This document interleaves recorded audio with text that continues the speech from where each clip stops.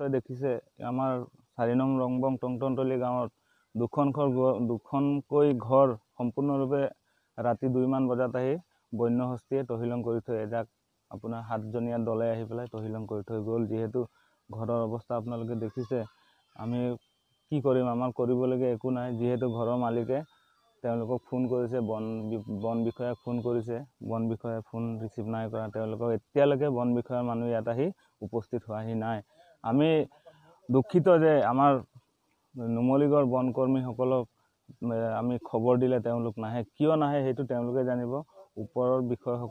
ওপৰত আমি কৈ আমনি হৈ গ'লোঁ। যিহেতু এই দুখীয়া কিঘৰে কি কৰি খাব, যিহেতু নৱবৰ্ষ আহি আছে, নতুন বছৰ আদৰিবলৈ মানুহ ওলাই আছে, ৰাইজে নতুন বছৰ আদৰিব। কিন্তু 2020 চনক বিদায় দি আজি সকলোৱে মাছে মাংসই ফূৰ্তি কৰি খাব। কিন্তু ঘৰৰ মালিক, দুঘৰৰ মালিকে আজি মৰ্মাহিত হৈছে।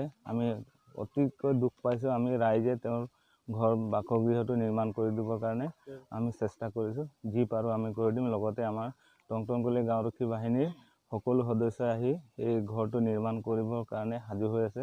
যিহেতু